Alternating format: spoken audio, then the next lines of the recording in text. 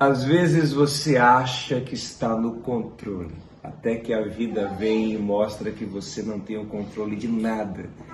E o seu chão se abre, você fica frustrado, triste, e tenta controlar mais ainda e se frustra mais ainda. Eu chamo isso de controlismo. É um vício terrível, é uma doença em nosso coração que gera negativismo, gera depressão, gera muita coisa ruim. Hoje eu quero te propor entregar o controle. Isso vai ser libertador para você e para quem te cerca. Se o Senhor falar contigo nessa mensagem, comenta comigo aqui, eu leio todos os comentários. Compartilha também com quem você quer bem. Espalhe essa mensagem. Se inscreve aqui no canal, porque toda semana, querendo Deus, tem palavra nova, tem pregação nova para te abençoar.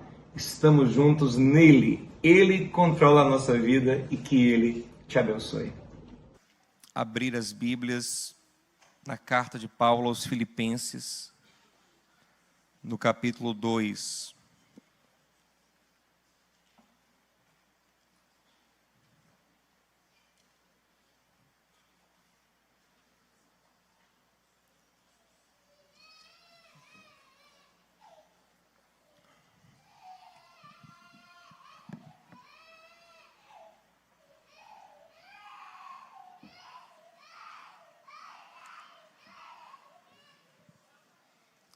Filipenses capítulo 2, versículo 3, diz assim: nada façam por ambição egoísta ou por vaidade, mas humildemente considerem os outros superiores a vocês mesmos, cuidando cada um não somente dos próprios interesses, mas também dos interesses dos outros. Seja o modo de pensar de vocês o mesmo de Cristo Jesus, que apesar de Deus, não considerou que a sua igualdade com Deus era algo que deveria ser usado como vantagem. Antes esvaziou-se a si mesmo, assumindo a forma de servo, tornando-se semelhante aos homens. Sendo encontrado em figura humana, humilhou-se e foi obediente até a morte, morte de cruz. Por isso Deus o exaltou à mais alta posição e lhe deu o nome que está acima de todo nome, para que ao nome de Jesus todo joelho se dobre nos céus, na terra e debaixo da terra, e toda língua confesse que Jesus Cristo é o Senhor, para a glória de Deus Pai. Meus amados, Paulo aqui nos convida a termos uma mente como a de Jesus. Um modo de pensar, de enxergar a vida como o de Jesus. Em outra versão está dito, tenha o mesmo sentimento que houve em Cristo, porque de fato a expressão original grega não está falando apenas de algo racional, mas está falando de um pensamento que toma conta do nosso coração, toma conta das nossas emoções, toma conta dos nossos sentimentos e nos define. É um modo de ser, de viver como o de Jesus. E você observa que tem 3 focos principais aqui nesse modo de pensar como Jesus. Primeiro, observe que Paulo está falando que Jesus, ele tem sobre si mesmo um olhar que está fundamentado no que o Pai quer para ele, no que o Pai o fez ser na terra. Então ele não se apega à sua divindade, mas não lança mão de atributos divinos, permanece Deus em essência, mas se manifesta integralmente como homem. Ele é Deus, mas é um homem pleno também, e se sujeita às limitações humanas. Então pensar como Jesus é lançar uma visão específica sobre si mesmo, é pensar sobre si mesmo de certa forma. Paulo também mostra que esse pensar como Jesus é lançar um tipo de visão sobre o outro. Paulo fala para olharmos para o outro e vermos neles pessoas a quem devemos honrar, a quem devemos preferir em honra, por quem temos que ter carinho, a quem devemos devotar cuidado e misericórdia, e não ter uma vida egocêntrica. Então, tem um tipo específico de visão sobre o outro que está sendo ensinado aqui. E a partir de uma visão específica que Cristo tinha sobre si, e de uma visão específica que ele tem um modo de enxergar o outro, acontece alguma coisa. Paulo vai dizer que, então, um futuro é desenhado para ele. Deus, então, vendo essa visão alinhada de Jesus sobre si mesmo e sobre o outro, alinhada com o próprio Pai, então Deus, o Pai, o faz ser tudo o que Deus queria que ele fosse. Então Deus dá para ele um futuro glorioso, para a glória do próprio Deus e do Cristo. Um futuro exaltado, um nome que está sobre todos os nomes, de forma que todo joelho no céu, na terra, em regiões abissais, regiões, os mortos, de alguma forma um dia reconhecerão quem é Jesus, o senhorio dele. Visão sobre si, visão sobre o outro, e que gera automaticamente uma visão, uma esperança, uma expectativa sobre o futuro. Gente, curiosamente, na década de 60, um psiquiatra e na época também psicanalista chamado Aaron Beck, alguns devem conhecer esse nome, ele é o pai da terapia cognitiva comportamental. Ele percebeu algo muito interessante. E antes de falar o que ele percebeu, deixa eu abrir um parêntese aqui importante. Gente, eu não vou pregar psicologia. Eu vou pregar, já estou pregando, a palavra de Deus. Ok? Agora, a gente tem que deixar de ter preconceito com certos campos da ciência. Eu entendo que a gente deva ter cuidados especiais com certos campos da ciência que são mais filosóficos.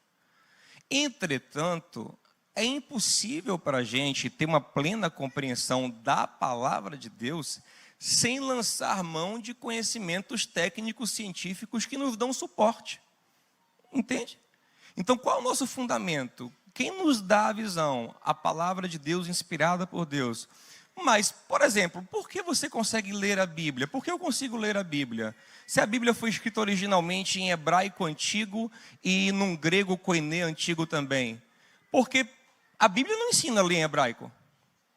A Bíblia não ensina a ler em grego. Então alguém teve que aprender fora da Bíblia, teve que estudar línguas, estudar idiomas para conseguir entender a Bíblia. Ok, gente? Ok? Alguém tem que estudar português para conseguir redigir o texto. Alguém aqui aprendeu português? A gente até aprende, né? Acaba aprendendo. Mas alguém é alfabetizado com o texto bíblico? Não, você vai aprender lá o beabá para poder ler a Bíblia. Por exemplo, para eu entender o conceito de planície, de montanha, de vale, a Bíblia não explica, não está lá, né? Elevo os meus olhos para o monte. Pausa. Monte é um tipo de relevo, não. Ele pressupõe que você sabe o que é um monte. Então você vai aprender o que é um monte na aula de geografia. Ok? Como eu vou entender bem, quer ver uma coisa mais profunda? Como eu vou entender bem a profecia de Daniel, que ele fala lá em Daniel capítulo 8, do grande rei, né, grego macedônico, que é poderosíssimo, de repente ele morre de maneira súbita, e 4 reis que vêm dele dividem o poder, e isso é perfeitamente encaixado na história com Alexandre o Grande. Mas Alexandre não está aqui no texto, o nome dele. Eu vou entender isso estudando história, eu compreendo que aquela profecia era sobre Alexandre o Grande. Então, a partir da história, eu tenho uma compreensão melhor da Bíblia. Ok? Para eu entender melhor a história da mulher do fluxo de sangue, ter conhecimento sobre biologia, sobre medicina, me ajudará muito a entender o que é uma hemorragia. Quer uma coisa, por exemplo, que faz você entender muito mais o texto? Lá em Mateus 18. Lá em Mateus 18 fala sobre a parábola do credor incompassivo. E o Senhor quer mostrar como é absurdo quem foi perdoado por Ele não liberar perdão para os seus companheiros. Ele fala o seguinte, que um homem devia 10.000 talentos ao rei. E o rei perdoou toda a dívida. Mas esse homem encontrou um companheiro que devia a ele 100 denários e não quis perdoar. Alguém sabe a diferença de 10.000 talentos para 100.000 denários nos dias de hoje? Sabe por que eu sei? Porque eu fui pesquisar na história, eu usei matemática, que você também não aprende na Bíblia, e eu tive que fazer uma pesquisazinha sobre o valor da prata hoje. Então, um pouquinho de mercado financeiro. E hoje, 10.000 talentos daria mais de 1,2 bilhão de reais. E 100 denários daria cerca de 5.500 reais. O Senhor está dizendo que quem recebe perdão do Senhor e não perdoa, é como alguém que recebeu um perdão de mais de 1 bilhão e não quer perdoar 5.000. Então você entendeu muito mais agora o peso da mensagem, porque a gente usou história para entender o que é um talento, para entender o que é um denário, usou matemática para fazer a conta e usou um pouquinho de conhecimento de mercado financeiro para poder trazer esses valores para os dias de hoje. Ok, gente? Então a gente não pode ser anticientífico. Ah, mas pastor, a psicologia ela é muito filosófica. Sim, eu concordo com você. Isso traz para a psicologia uma questão especial. Na verdade, tudo tem filosofia, tá bom, gente? Direito tem filosofia, mas se eu estudar direito, eu vou entender muito mais várias coisas que a Bíblia fala, a partir da compreensão jurídica. Mas tudo tem filosofia, e a filosofia, gente, ela não está errada em tudo. Eu posso recortar verdades da filosofia que me ajudem a ilustrar, a explicar a palavra de Deus. A minha base, a minha verdade é a palavra de Deus. Mas às vezes tem verdades, porque a graça de Deus não é dada apenas a quem crê. Até quem não crê recebe uma graça comum, recebe uma revelação. Paulo diz em Romanos capítulo 1, versículo 20, que toda a natureza revela a glória de Deus. Então quem estuda botânica, quem estuda zoologia, quem estuda os astros, eles vão entender muitas verdades que vêm de Deus. Eu vou entender muito mais o Salmo 92, que diz que o justo florescerá como uma palmeira e crescerá como o cedro do Líbano, se eu entender botânica. O que isso significa? Você entende? E talvez alguém de botânica que nem creia, quando bater o olho nesse texto, vai dizer, entendi. Mais do que você às vezes que crê. Entende? Então, tem coisas na filosofia que são verdadeiras. Por exemplo, Paulo citou filósofos pregando. Leia depois Atos 17, 28. Ele está em Atenas e ele é estratégico. Ele sabe que usar um filósofo vai dar credibilidade ao discurso dele. Ele era versado nisso também. Aí ele primeiro cita Epimênides. Aquele texto, nele vivemos, nos movemos, existimos. É uma frase de um filósofo grego. Depois ele cita o outro filósofo, esqueci agora, não sei se é Arato, que ele cita, que ele fala, dele nós descendentes, somos suas descendências da mesma pregação. Cita de novo. Em 1 Coríntios 15, 33, quando ele fala que as más, quem já falou aqui? As más conversações. Sabe que isso é um comediante? Olha aí. Você está citando aí Danilo Gentili, não sabe, brincadeira. Isso é um comediante do tempo romano, chamado Menandro. E Paulo parte de uma frase de um comediante para ilustrar a sua verdade. Aí quando o pastor Diogo usa Djavan, quem acha ruim? Eu só uso o que é verdade. Amém? Mas então, dessa volta toda, vamos voltar aqui para o que Aaron Beck percebeu na década de 60. Isso aqui é muito interessante. Presta atenção. Ele percebeu o seguinte, que as pessoas que chegavam deprimidas no consultório dele, a grande maioria apresentava 3 coisas em comum. Mas assim, a imensa maioria. Elas apresentavam pensamentos distorcidos, que geravam uma visão negativa sobre 3 coisas. Sobre elas mesmas, sobre os outros e sobre o futuro. E aí ele percebe que trabalhando essa autoimagem na pessoa, trabalhando essa visão que ela tinha sobre os outros e a expectativa que ela tinha sobre o futuro, as pessoas tinham uma melhora significativa. Daí, a terapia da qual ele é o pai, ter hoje uma propaganda acerca dela, né, ter uma validação de ser muito científica, porque realmente mostra muito o resultado. Se você pega a pessoa deprimida e você trabalha a autoimagem, trabalha a visão sobre o outro e a expectativa sobre o futuro, ela realmente apresenta melhoras significativas. Então, a partir disso, Aaron Beck chama isso de tríade cognitiva, ou seja, é como se fosse o tripé que sustenta a saúde da mente humana. A visão que ele tem de si, a maneira que ele enxerga o outro e a expectativa que ele tem sobre o futuro. Mas muito antes de Aaron Beck, gente, na palavra de Deus, o tempo todo você vai ver isso. A primeira coisa que Deus faz com qualquer pessoa que começa a caminhar com Ele é mostrar para a pessoa quem ela é. E ela nem sabia quem era e Deus mostra a ela quem ela é. Quando Pedro diz, tu és o Cristo, o Senhor devolve, tu és Petros. Aleluia. Você reconhece o Senhor e Ele começa a mostrar para você quem Ele é. Quem você é de verdade no Senhor. Ele começa a trazer uma imagem que vem dele. Porque é interessante, ó. Esse é a tríade cognitiva, mas tem um chamado tripé teologal. Não sei quem sabe o que é isso. Está lá em 1 Coríntios 13. Paulo fala que permanecem em nossa vida, nos sustentam 3 coisas. A fé, a esperança e o amor. E esse tripé teologal responde perfeitamente às necessidades dessa tríade cognitiva. Por quê? Como nós temos que olhar para nós mesmos? Por que parâmetros? Pelo que meu pai disse, pelo que minha mãe disse, pelo meu sucesso, pelo meu fracasso, pela minha aparência? Não. Paulo diz em Romanos 12:3, cada um tem de si mesmo uma concepção que vem da fé. Diga ao seu irmão assim, quem diz o que você é a fé, meu amado. Você tem uma concepção de você mesmo a partir da fé. Você se vê a partir da fé. Como olhar para o outro?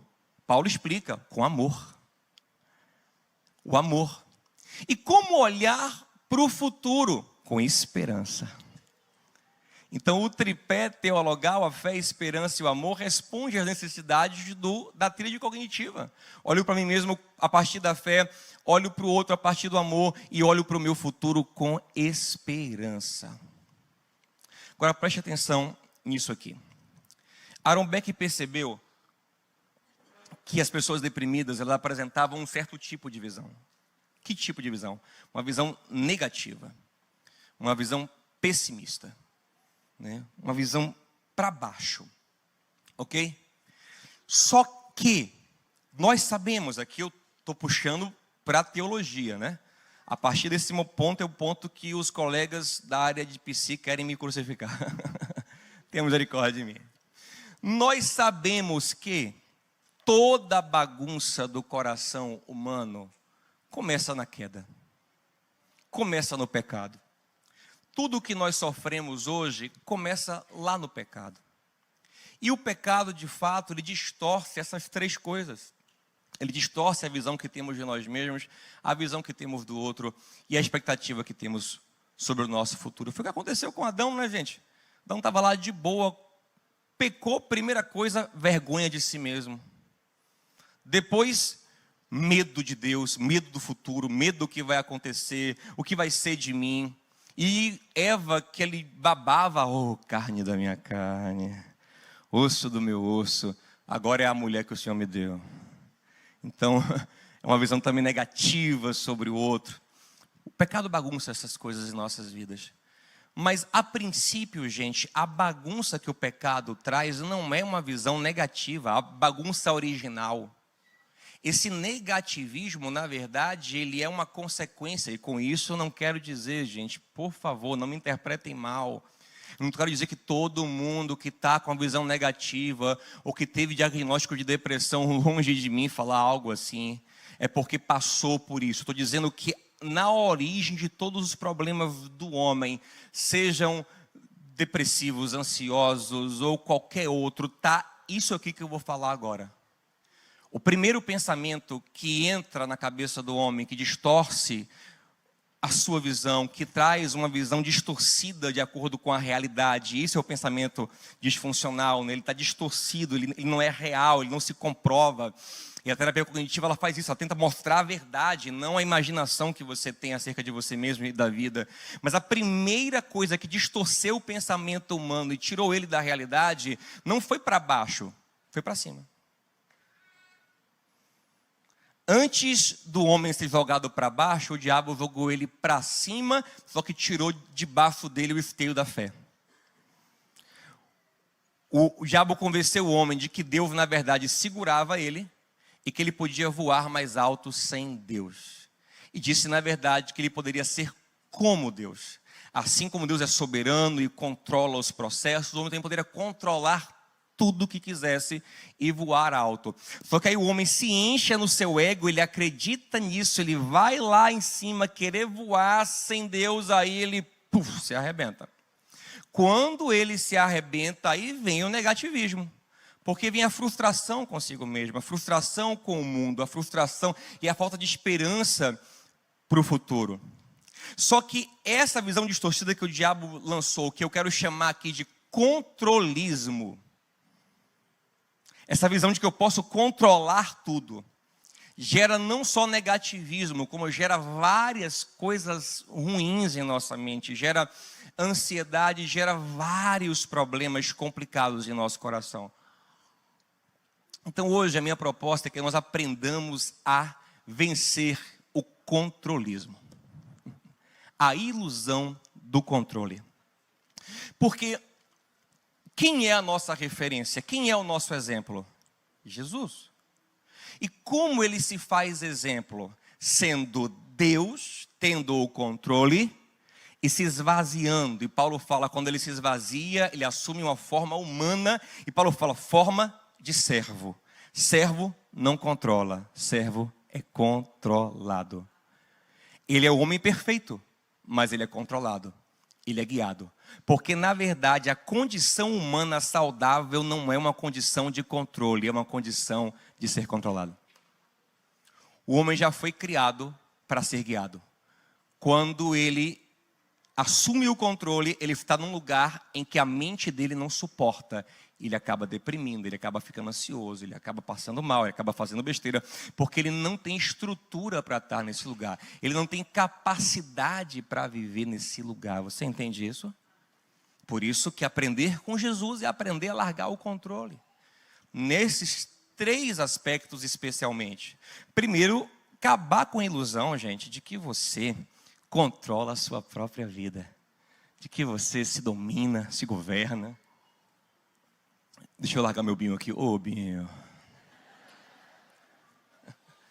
Ô, Binho. Doce ilusão. Né? Que ilusão gostosa que a gente tem, né? Infelizmente tem um monte de gente ensinando isso aí, né? Assuma o controle da sua vida. Assuma as rédeas da sua... Você vai se frustrar, você vai fazer todos os métodos lá e vai ver que não assumiu o controle de nada e vai acabar frustrado e amargurado e com raiva e mais pobre, porque é caro os cursos que ele vende aí. Entendeu? Porque você não vai assumir controle de coisíssima nenhuma. Mas pastor, e o domínio próprio que está lá em Gálatas 5:22, gente, o domínio próprio, ele é fruto do Espírito. E o que Paulo está falando ali em Gálatas é justamente contra o controlismo, porque os gálatas estão tentando controlar a vida agora na carne, nas suas obras, no que eles fazem. Paulo fala, isso é furada, na carne de vocês não conseguem fazer nada de bom. A única forma de ser de fato dominado é o Espírito governando a vida de vocês. Olha o que Paulo vai dizer.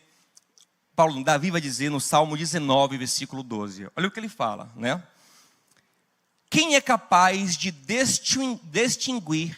distinguir os próprios erros? Absolve-me das faltas que me são ocultas. Ele está orando ao Senhor. Livra teu servo dos pecados intencionais. Não permitas que me controlem. Freud amaria isso. Aqui, Davi está dizendo uma coisa.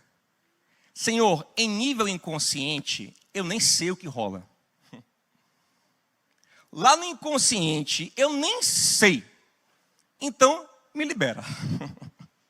Me perdoa, porque tem lugares em mim que eu nem acesso, eu nem sei o que acontece, eu nem compreendo. Me perdoa. Agora, na parte que eu entendo, se o Senhor não me ajudar também, eu não consigo controlar. Não deixe que os meus pecados intencionais, ou seja, as coisas que eu faço conscientemente, com vontade manifesta, me controlem. Olha como esse homem está vulnerável. Porque inconscientemente ele nem se entende. Conscientemente ele até entende alguma coisa, mas não domina se Deus não ajudá-lo.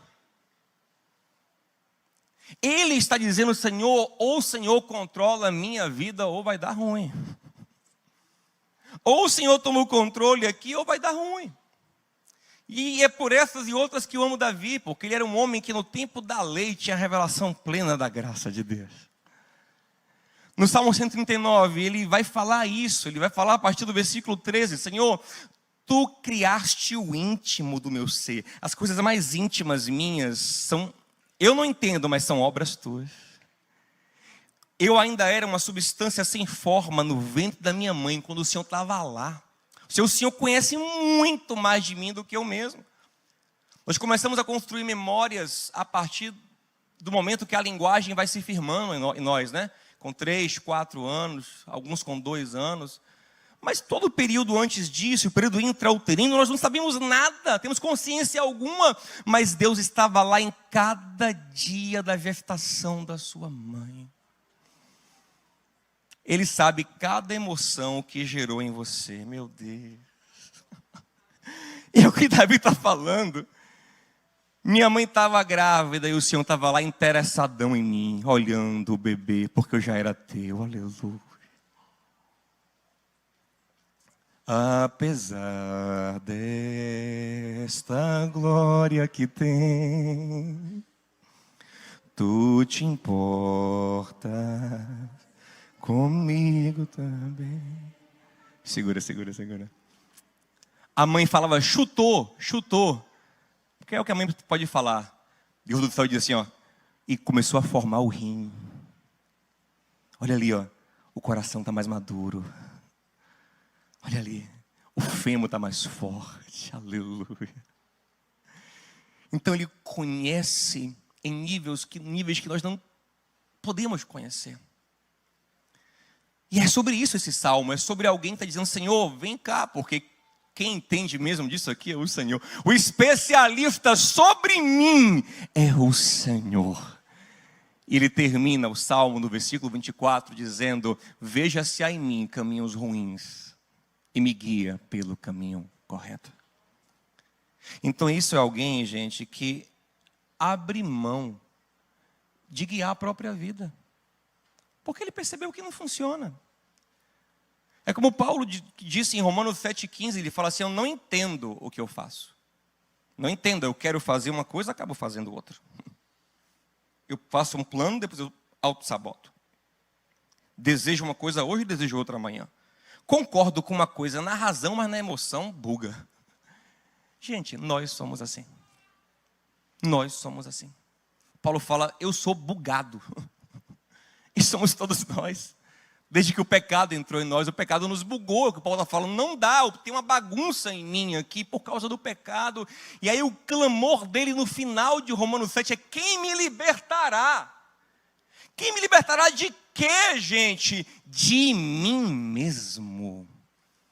Quem me libertará dessa loucura que sou eu mesmo? Quem conseguirá dar conta disso aqui? Porque eu não dou. Mas graças a Deus que ele não para em Romanos 7, ele entra em Romanos 8. E ele vai dizer que existe uma forma de ser livre. Sabe qual é a forma de ser livre? Entregar o controle ao Senhor.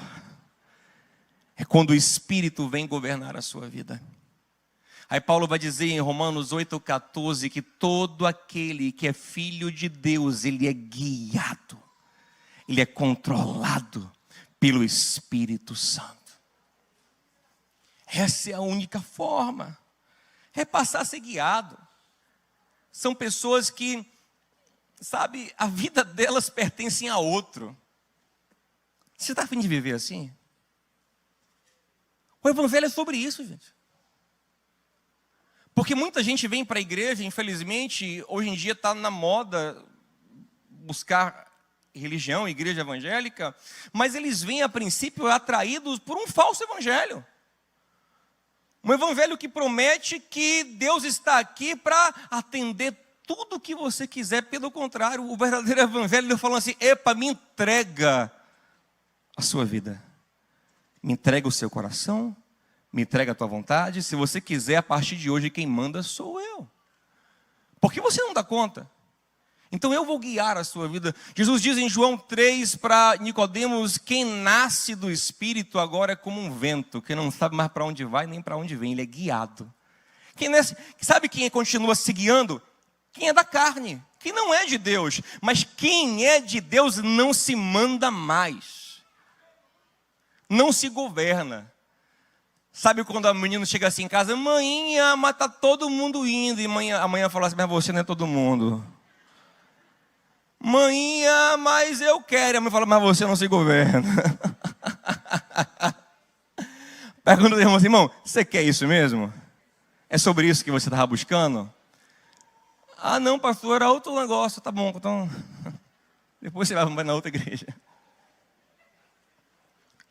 Porque é sobre isso o Evangelho, gente. É sobre ser guiado, é sobre buscar em Deus, é buscar na palavra, buscar em oração, é buscar discernir a vontade de Deus. Se você olhar desde o começo, foi assim. Quando Deus chamou Abraão para andar com ele, basicamente o que Deus faz é dar ordem no cara o tempo todo. Vai para lá, vai para cá, sobe, muda o nome, toma o filho, me dá o filho. É sobre isso. E assim, ele acaba a vida amarradão com esse Deus mandando nele. Tanto que ele vai transmitir a bênção, essa bênção que é Deus mandar nele, para Isaac. E é basicamente isso. Se você ler Gênesis 25:11, diz assim que morrendo Abraão, então Deus abençoou Isaac. Como assim? O que Deus fez a mais por Isaac quando Abraão morreu? Porque já estava riquíssimo, já tinha tudo. O que Deus deu a mais a Isaac quando Abraão morreu? Sabe o que Deus deu a mais a ele? Ordens. Começou a mandar na vida dele agora: desce, sobe, vai, vem. Você agora é meu. Isso é tão maravilhoso que Jacó e Esaú vão brigar por isso. Esaú menos, que era mais bocó, né? Quanto mais bocó você é, mais você quer se autocontrolar. Você quer mandar em você mesmo, você quer guiar-se pelas suas vontades. Mas quanto mais espiritual você é, mais você quer entregar tudo ao Senhor. Mais você quer que Ele te guie, você quer ser direcionado pelo Senhor. Porque você entende que para o homem há caminhos que parecem ser bons, mas o fim é de morte. Mas o Senhor é aquele que vê o fim desde o início. E você entrega o teu caminho ao Senhor e confia nele. E a diferença de Jacó para Esaú é basicamente essa. Esaú é um cara que faz o que quer, e Jacó é um cara que Deus começa a mandar na vida dele. E as coisas vão acontecendo. Mas assim, mandar de tal ponto que quando Jacó fala assim: me ajuda aqui, porque o Senhor mandou eu voltar para casa, Esaú está vindo me encontrar, o que eu faço? Aí Deus aparece e quebra ele na porrada. Ele não pode falar porrada, não, o pessoal do Rio de Janeiro se escandaliza. Quebra ele, não sei, na pancada. Na pancada. Aqui ajuda quer? Então vem aqui que eu vou lhe dar uma surra, seu cabra safado. Eu sou teu pai, eu lhe corrijo. Ele mudou o nome de Jacó para Israel. Sabe o que significa Israel? Isra é luta, El é Deus. Israel, aquele que luta com Deus. Mas não é só que Deus ajuda na luta, não. É aquele que é confrontado por Deus. Eu lhe confronto. Você não anda de qualquer jeito. Com quem quer ser confrontado pelo Senhor? Em Hebreus 12:6 diz que Deus corrige todo aquele que ama e que recebe como filho. É isso, gente. É ter uma pessoa ali mandando ordem, lhe confrontando, dizendo não. Painho. Venha logo, rapaz. Venha logo, você não se manda. Aí você vai até contrariado. Aí depois você fala, pai, o senhor estava certo, viu? É sobre isso.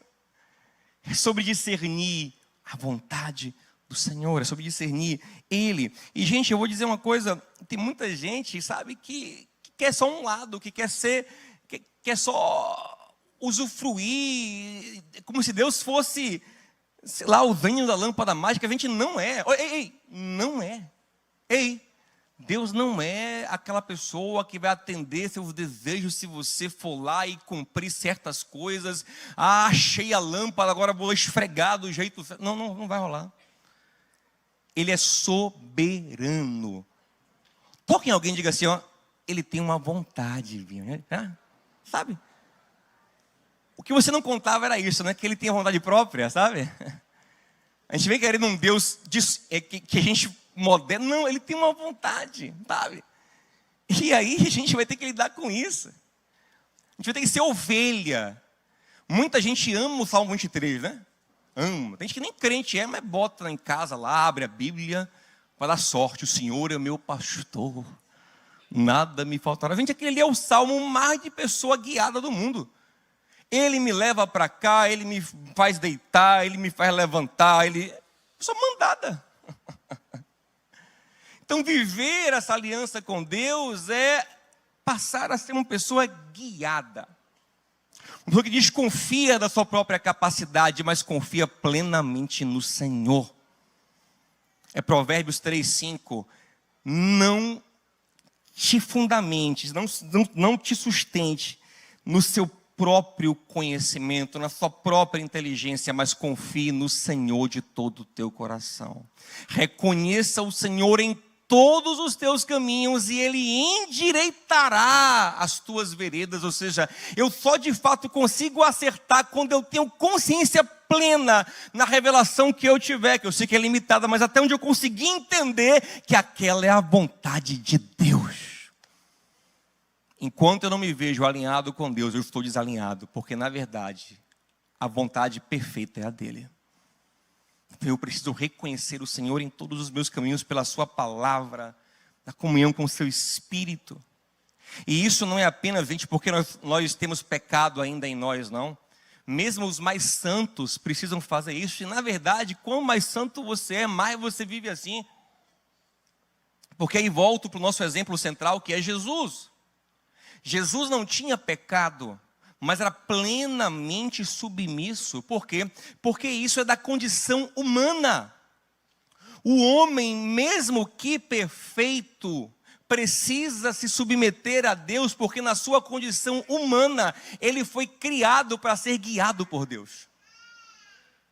Por isso que Jesus, em João 5,30, João 6,38, disse que não veio para fazer a própria vontade, mas do Pai, daquele que o enviou. Como é que Jesus não faz a própria vontade, gente? Espera aí. Jesus, ele não é Deus, mas ele se esvaziou, ele não lançava a mão nos atributos da sua divindade. Então, na sua vontade humana, não porque era pecaminosa, mas por sua limitação, ela precisava ser sujeita a Deus, porque a de Deus, como os céus são mais altos do que a terra, assim são os pensamentos do Senhor em relação ao nosso. Isaías 55, 8 e 9. Ou seja, mesmo você lá, mas pastor, eu sou tão bonzinho, eu sou de Deus, eu sou pessoa boa, mesmo você que tem as melhores intenções, não basta ter boa intenção, é necessário ter convicção de estar fazendo a vontade de Deus. Por isso que uma das frases mais espetaculares da história, uma das que mais significa para a gente, foi a que Jesus falou no Getsemane. Porque ali está o homem perfeito. E ele ora assim em Lucas 22, 42. Pai, se for da tua vontade, afasta de mim o cálice. Mas se não for, faz a tua vontade aí, não a minha. Olha a profundidade disso. Ele apresenta a Deus a sua dor.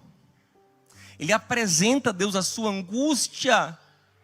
Ele apresenta a Deus o seu problema e pede a Ele socorro. Entretanto, ele fala: Senhor, eu penso que por aqui seria talvez bom, que me aliviaria, que me ajudaria. Entretanto, se isso não for a tua vontade, eu reconheço que a minha humana é pior que a tua. E eu quero a tua. Você tem coragem de orar assim? Na verdade, essa deveria ser a principal oração da nossa vida.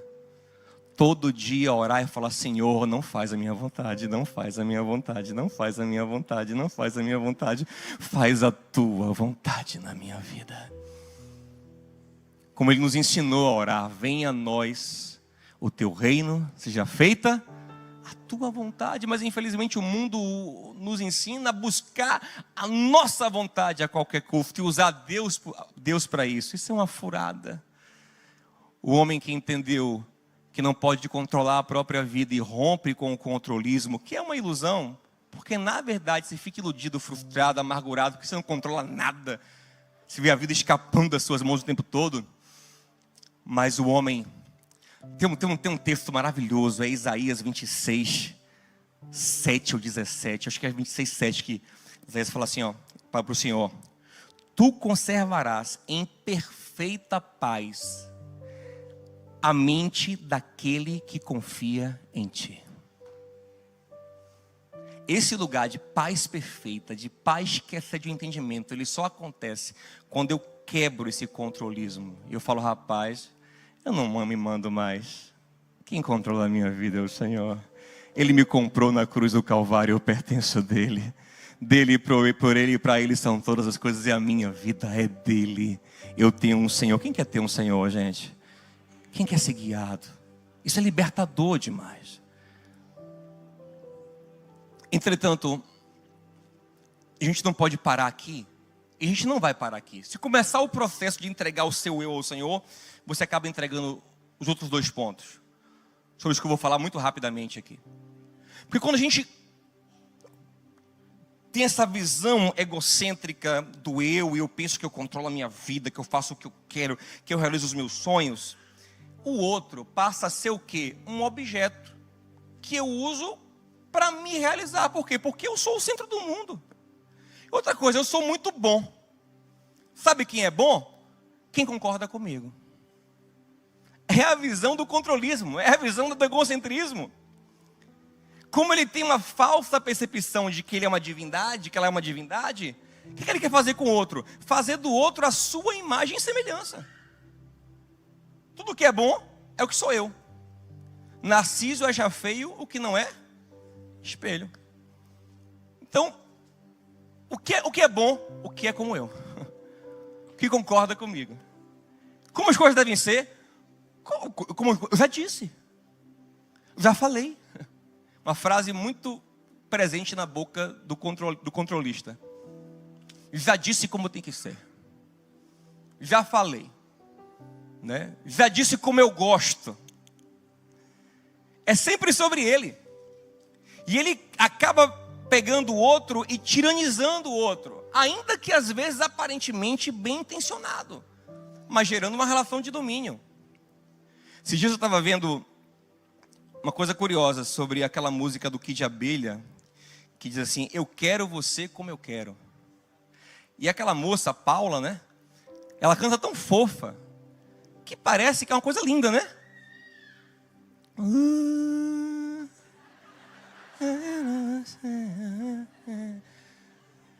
Mas você já pegou a letra? Você já viu a letra? Eu também não tinha reparado, não. Eu só reparei porque um dos compositores que fez a música com ela, né, o Leone, ele disse, rapaz, essa música me surpreendeu quando a galera começou a cantar como música romântica assim, porque, na verdade, essa música é a história de uma relação abusiva. Era um rapaz que andava com a gente na banda, que era músico, né, descolado, aí começou a namorar uma patricinha que disse, vou botar você do jeito. E começou a mudar e forçar, né, chantagear o cara, só fica comigo se for assim, assim, assim. E ele largou o sonho dele, largou a música, poderia ter feito sucesso com a gente na banda, não fez, porque ela achava que o bom era o que ela dizia. Você percebeu a letra da música? Olha como é a música, ó. O que ela fala, ó. Diz pra eu ficar muda. Ó, ela manda ele mandar nela, porque ela quer um homenzão. Então ela finge que vai obedecer, né? Tem mulher que é assim, né? Tem uma história que quando a gente morrer, vai ter uma fila no céu gigante, que são os homens que as mulheres mandavam. Aí tem uma fila que tem só um cara, que é a fila dos homens que mandavam nas mulheres. Ele diz que na fila grande aqui, tá todo mundo invejando o cara aqui, ó. Rapaz, miserável, né? Rapaz, eu queria ser como aquele cara ali, ó. Jogou duro, rapaz, mandou mesmo na mulher. E o cara sozinho aqui, cabisbaixo. E aí quando chega na vez dele, o anjo, parabéns, você realmente botou para quebrar. Aí ele falou assim, ou ele vai para o anjo, fale baixo. Foi ela que mandou ficar aqui. Fale baixo, ela não vai gostar.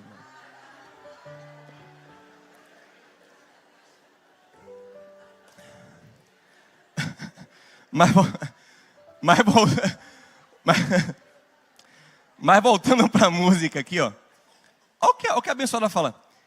Diz para eu ficar muda, faz cara de mistério. Tira essa bermuda, eu quero você sério. Aí ele fala assim, o que você precisa de um retoque total. Vou transformar o seu rascunho em arte final. Agora assim, ela entrega. O que ela fala aqui, ó. Agora não tem jeito, você está numa cilada. Freud chama de ato falho, quando você acaba entregando o que você quer mesmo. Você está numa cilada. Cada um por si, você por mim e mais nada. Você é meu, eu lhe domino, eu lhe controlo.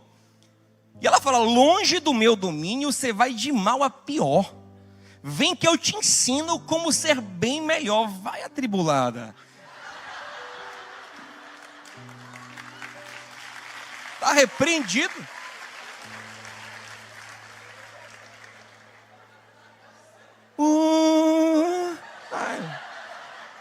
Tá amarrado, nada a ver com esse U dela, já repreende. Eu quero você comigo. Gente, mas ouça, a gente dá risada, mas essa é a tônica, não só em relações românticas, mas em todo tipo de relação onde tem um controlista. Ele quer dominar todo mundo, ele quer colocar tudo do jeito dele, porque ele está convencido de que o jeito dele é o melhor. E ele é sufocante, ele é dominador, ele é insuportável, ele é escravizador. Você quer controlar até o que o outro pensa. Está pensando o que aí? Porque acha que ele é Deus, que pode sondar o coração do outro. Sabe? E é aquela coisa sufocante, terrível, maligna. Porque ele acha que tem poder. Mas olha o que Paulo diz em Colossenses 1,13. Pois ele nos resgatou do império das trevas e nos transportou para o reino do seu Filho amado. Paulo propositalmente usa duas palavras diferentes. Nas trevas é império, é imposição. Com Cristo não é assim. É um reino onde o que te cativa é o amor.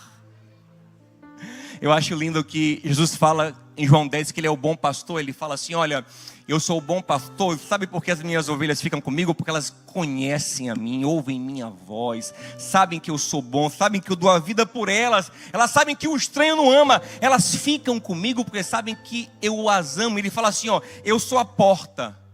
Olha o detalhe interessante. 10:9, ele fala assim, eu sou a porta. As ovelhas, elas entrarão e sairão. O que significa isso? Comigo não tem cativeiro, não tem encurralamento não. e os tragam para uma verdadeira liberdade. Quem fica comigo, fica porque está cativado, está enlaçado em amor, é conquistado constantemente. Aleluia. E essa deve ser a nossa tônica de vida com tudo e todos, gente. É o que Paulo vai dizer, por exemplo, em 1 Coríntios 1, 24, ele fala: nós não temos domínio sobre a fé de vocês. Pedro vai dizer em 1 Pedro 5,3, não hajam como dominadores do rebanho, para os pastores. Não, mas como servos. Gente, nós não somos donos nem de nós mesmos, quanto mais do outro. Você não é dono do seu marido, não é dono da sua mulher, não é dono dos seus filhos. Todos vocês pertencem ao Senhor. Para com essa visão controladora, manipuladora, que faz sofrer tanto, que tenta colocar todo mundo no seu esquadro. Não, meu amado, entrega tudo ao Senhor, porque só Ele pode fazer a obra. Sabe aquela obra maravilhosa? Só Ele pode fazer. Porque se as pessoas virarem a sua imagem, você não vai suportar, porque você também sabe que você é problema. Mas se o Senhor agir, onde o Senhor age? Em lugar onde há liberdade de verdade. 2 Coríntios 3,17. Onde o Espírito de Deus está, aí há uma liberdade de ser sincero, de ser verdadeiro, de ser autêntico. Pergunta ao seu companheiro aí: você me aguenta livre? Pergunta importante. Você me aguenta eu falando o que eu penso de verdade? Não o sincericídio, né, gente? Mas eu dando a minha opinião. Eu sendo sincero com o que eu acho legal, com o que eu não acho. Ou você só me aguenta idealizado, dominado e sufocado, infeliz, porque ninguém é feliz assim. Entende?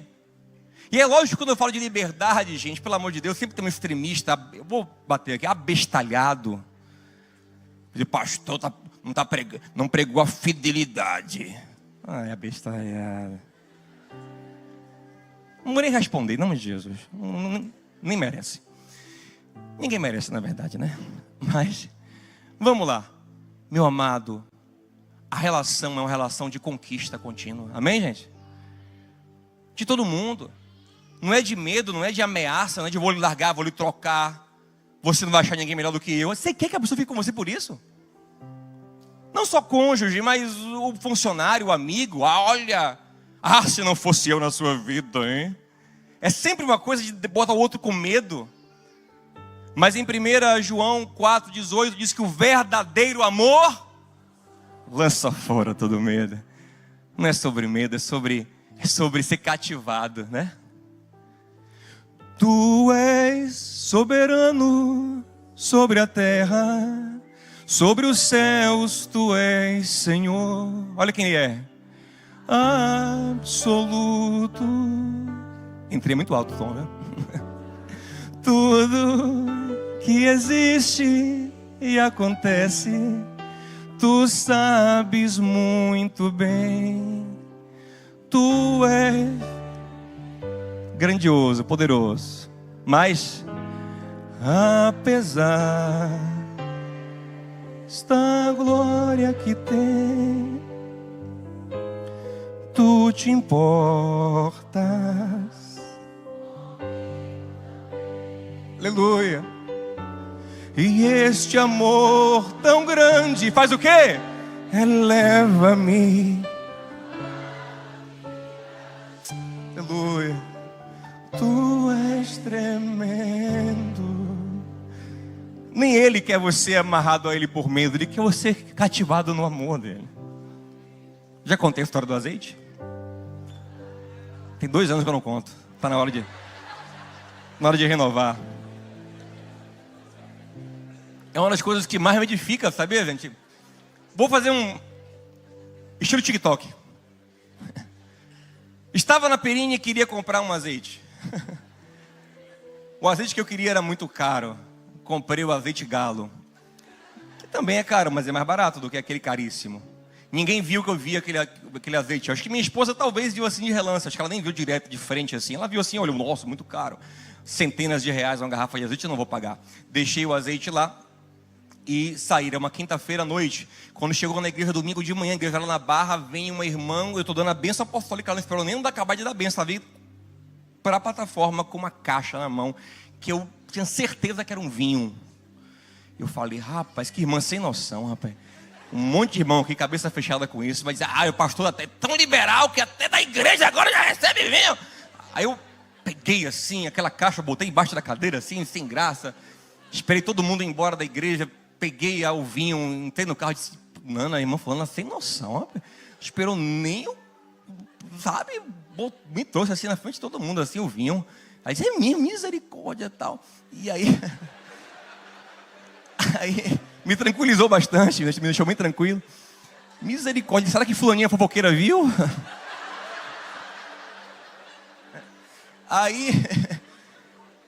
Aí quando... Aí beleza, aí eu falei, olha aí e tal. Aí quando ela abriu, irmão, que ela puxou, eu fiquei, ué. Aí eu liguei para a irmã. Irmã, você estava na Perine, daqui da Graça, na quinta-feira? Ela disse, não. Eu disse, como é que você trouxe o azeite que eu estava olhando? Ela falou, pastor, foi ontem à noite. Eu fui nessa Perine mesmo aí, só que não foi quinta, foi ontem à noite. Eu cheguei lá, quando eu passei assim, algo veio ao meu coração, compre isso e leve para o pastor Diogo. Aí, ela me deu. Agora eu lhe pergunto, Deus precisa fazer isso para mim? Um azeite caro muda a minha vida? Nada, eu viveria sem aquele azeite de boa. O que ele estava fazendo ali? Ele estava me dizendo, olha, eu não sou teu carrasco. Eu não sou tirano sobre a tua vida. Eu sou teu pai. Eu me importo, eu cuido, eu vejo. O que você nem vê, eu vejo. O que eu não lhe dou é porque não é bom para você. Mas se for bom, eu não tenho problema de te dar nada.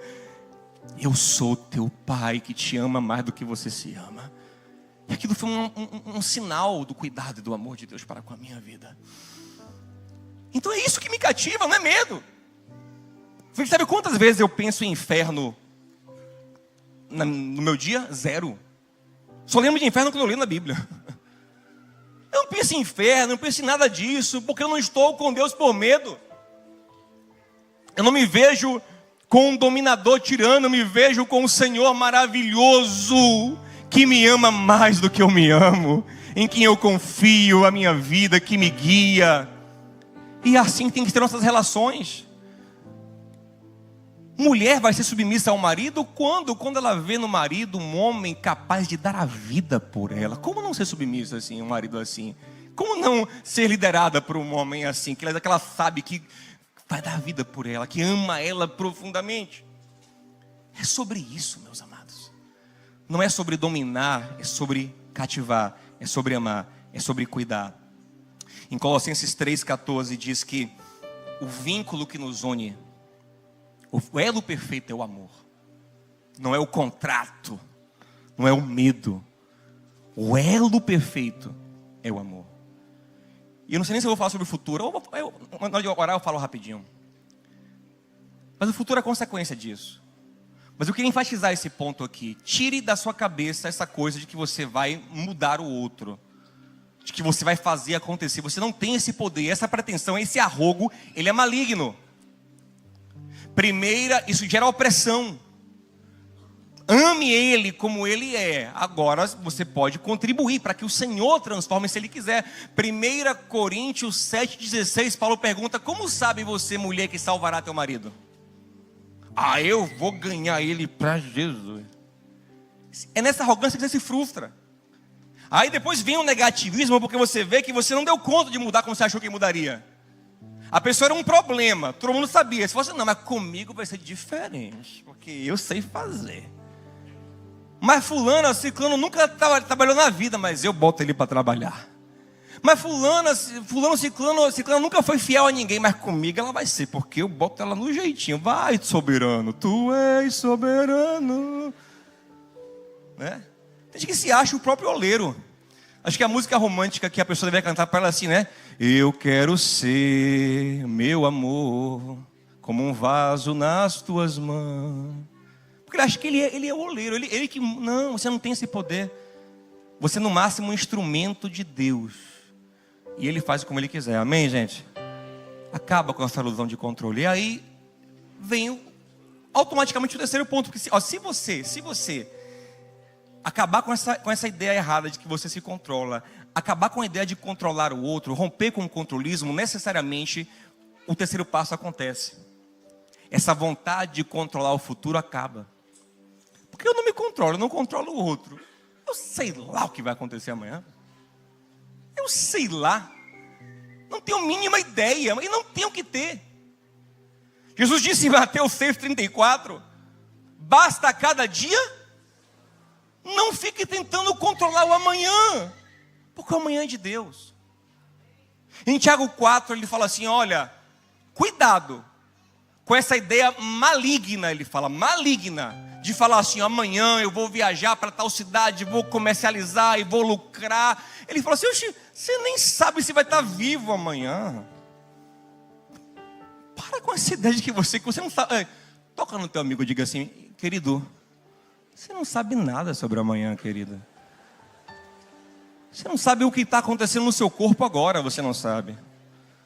Você não sabe nada. Você tem uma noção. Você não sabe nada. Tiago fala assim: quem é crente nunca diga eu vou fazer. Diga assim: se o Senhor quiser, eu viverei e farei.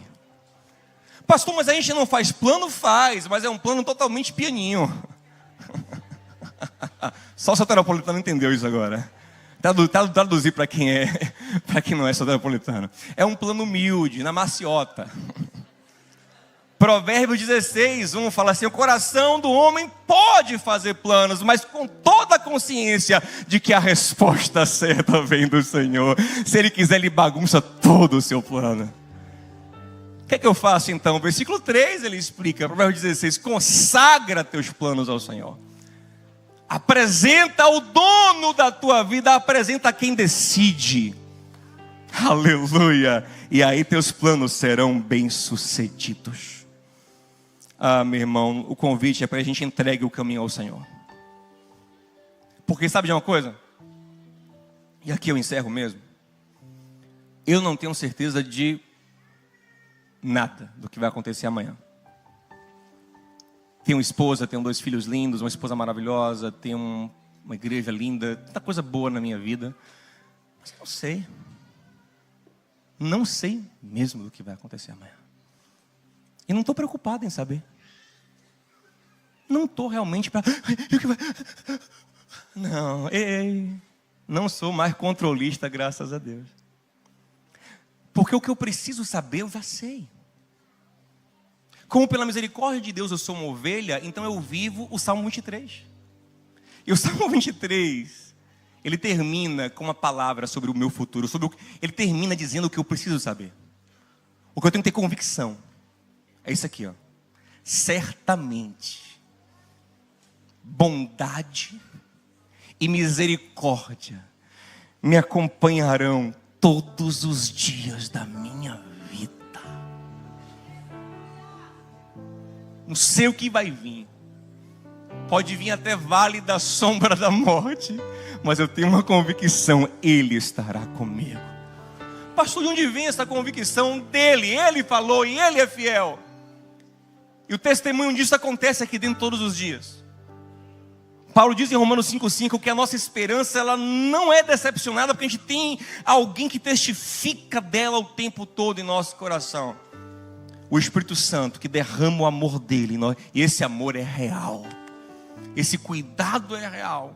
A experiência transformadora que eu vivo com ele é real. E ela testifica de que tudo que ele falou vai se cumprir. E ele falou que no mundo teremos aflições, mas que tivéssemos bom ânimo. Porque ele venceu. E ele estaria conosco todos os dias até a consumação dos séculos. Não por nosso mérito. Não porque somos bonzinhos, mas por causa da obra perfeita que Ele fez na cruz. É tão perfeita que uma vez que você foi comprado, ninguém mais arrebata você das mãos dele.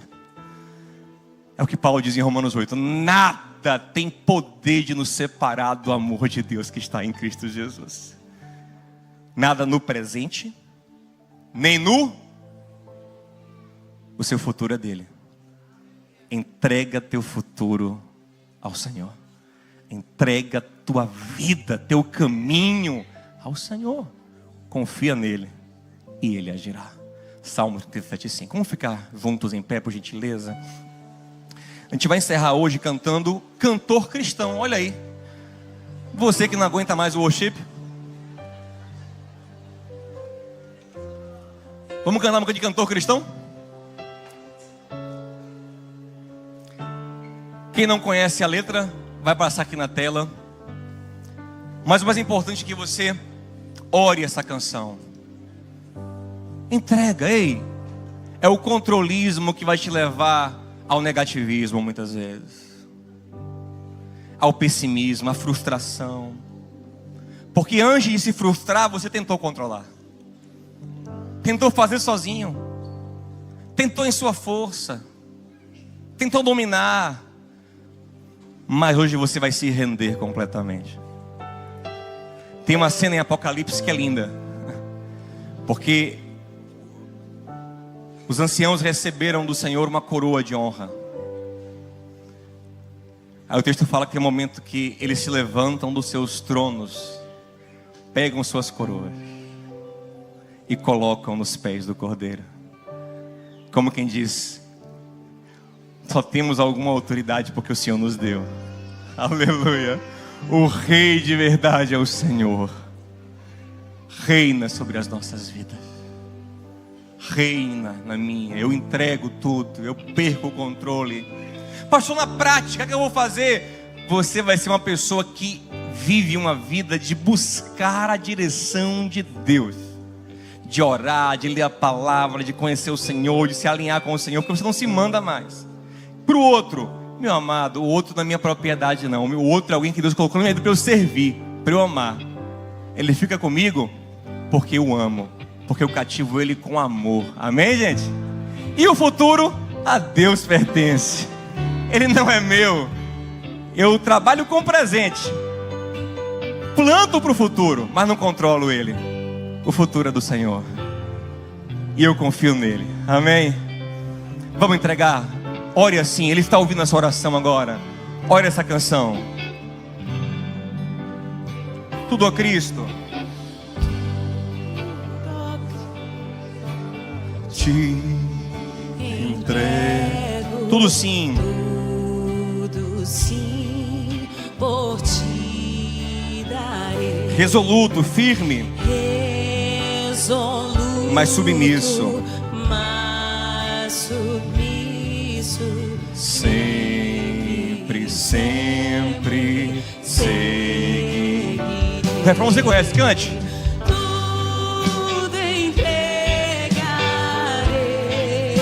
Aleluia, tudo. Tudo entregarei.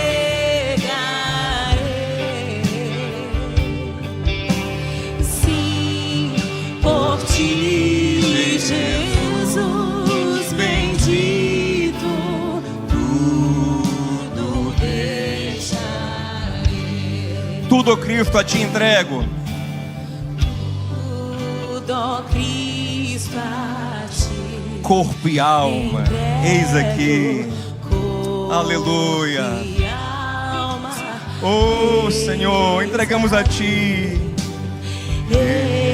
Este mundo mal renego. Ó Jesus, recebe teu servo em teus braços. Cante a Ele. Tudo entregarei. Sua vida, sua casa, seus sonhos. Tudo entregarei. Lance sobre Ele. Sim, por ti, Jesus bendito. Tudo Deixarei tudo nas tuas mãos. Tudo a Cristo a ti entrego. Tudo a Cristo, a ti entrego. Quero ser somente teu. Aleluia. Quero ser somente Aleluia. teu. Tão submisso à tua vontade. Submisso Aleluia. à tua como os anjos lá do céu.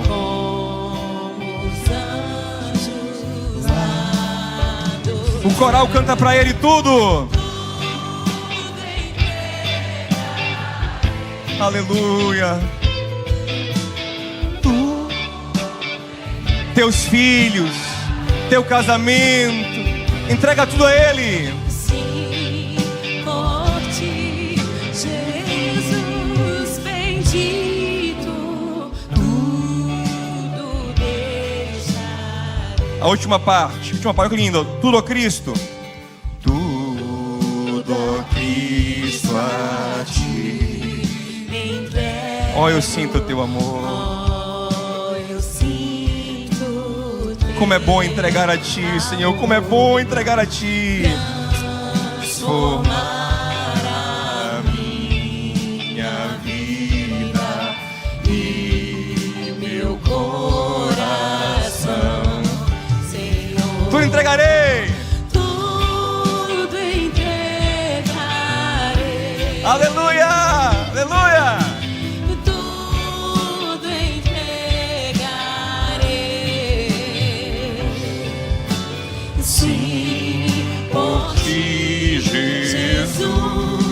Bendito, tudo deixarei. Aleluia, glória a Deus. Vamos orar junto. Oh, meu irmão, você tem que acabar com essa ilusão. Eu sei que às vezes é um detalhezinho, não sei que muda, mas que muda tudo na sua vida. Você não é dono, você é mordomo. Entrega pro dono para você ver. Faz sua parte, mas entrega. Uma experiência que eu tenho, gente, não consigo ser perfeito não, estou buscando, mas nisso eu aprendi, graças a Deus. A igreja era bem menor, era na Barra ainda, estava no começo. Eu ficava todos os meses antes preocupado com a conta que ia fechar. Tanto que no primeiro mês da igreja, ou no segundo, eu e Nana, a gente tinha 2 carros. A gente começou a igreja, tinha 2 carros. Fiquei tão preocupado que eu vendi um para poder pagar as contas. Até hoje eu nunca mais consegui ter 2. Agora tudo entregarei. E aí eu fiquei preocupado. Aí todo mês era isso, né? Paty estava com a gente, para Paty, esse mês deu proverá. Aí ficava aquela tensão. Aí acabava o culto. Cadê? Entrou quanto hoje aí? Porque eu ficava com medo, porque tinha conta, tinha coisa. Aí um dia eu falei, gente, rapaz, esse negócio, a igreja não é minha não, velho. Eu não falo que foi ele que mandou, ele que enviou, ele deu sinal. E Senhor, não estressa não, viu? Se o Senhor não quiser, eu vou ficar na onde? É teu. De lá pra cá, meu irmão, aprendi isso, graças a Deus. Aí até agora, por exemplo, que a gente tem todo mês uma parcela de terreno de 100 tantos mil reais. E aí, pastor, eu disse, meu irmão, nem sei. Eu nem sei, já pegou só o relatório depois. A formação me fala depois, eu nem sei, eu nem procuro saber. Não que eu não quero saber, eu não quero saber, mas assim, não me preocupa. Porque se não tiver também, glória a Ele. Se tiver, é dele. Amém, gente? Acabou esse negócio de que é meu. Não. Eu faço a minha parte, eu trabalho, me esforço. Mas eu sei que o resultado é dele. Diga assim, diga, irmão, sua vida é dele, irmão. Entrega. Pastor, se der errado, vai dar errado para a glória dele. Vai dar errado com ele. É ele. E Jesus bendito. Diga. Tudo. Ouça. Fé isso aqui, ó. Fé isso aqui, ó. Azarias, Misael e Ananias, Sadraque, Mesaque e Abednego. Eles não tinham certeza de que Deus ia livrar da fornalha, não. Ele falou, Nabucodonosor falou assim: quem é o Deus que pode livrar vocês das minhas mãos? Ele falou assim: olha, Deus pode fazer, mas se Ele fizer ou não, a gente não sabe se vai fazer ou não. Contudo, nossa parte é confiar nele, é ser fiel a Ele. Se morrermos queimados, morreremos queimados para a glória de Deus. Mas se Ele quiser, Ele operará um milagre. É assim que você vive. E se eu morrer, morro para a glória dEle. Para a glória. Se eu tiver um câncer, pastor, não fala isso não, bate na madeira. É para a glória. Se eu tiver é para a glória. O que acontecer, meu amado, Ele está no controle. Eu não fico pensando nisso. Eu não sei. É para agora. Você está exaltado, você está contente em qualquer situação. Por quê? Porque posso todas as coisas naquele que me fortalece. Porque a minha vida não é mais minha, a minha vida pertence a Ele. Tem que entender isso. É o argumento de Moisés. Deus falou assim: Moisés, vou matar o povo, que povo ruim, teu povo. Mas eu falei, meu? Você está equivocado. Não é gaiado, né? O povo é teu, viu? É teu. A Deus, você está certo, é meu. Então eu vou cuidar. Diga ao Senhor: Senhor, eu sou teu, Senhor. Eu sou teu, eu sou teu. Eu não vou ficar tão preocupado com a minha vida, porque minha vida é tua. Faça o que o Senhor quiser com ela. Aleluia. Governe a minha vida. Amém. Pai, nós entregamos as nossas vidas nas tuas mãos. Entregamos nossas famílias em tuas mãos. Entregamos nossos relacionamentos nas tuas mãos. Nossas empresas, nossas amizades, nossa igreja. Entregamos nossos filhos. Eles não são nossos, eles são teus. Eles estão conosco por um propósito, mas na verdade eles são teus. Entregamos o nosso coração. Entregamos o nosso futuro a ti. Tudo pertence a ti. Nós confiamos em ti. Quem controla, quem domina é o Senhor e não nós mesmos. Amém? Tudo entregarei para encerrar bem bonito, tudo. Tudo entregarei. Tudo entregarei. Sim, por ti. Sim, por ti, Jesus bendito, tudo eu deixarei. Que o amor de Deus, o nosso Pai, a graça de Cristo, nosso Senhor, comunhão e consolação no Santo Espírito de Deus, seja contigo e com a tua casa, que pertencem ao Senhor. Hoje você foi destronado, mas um rei muito melhor vai governar a tua vida.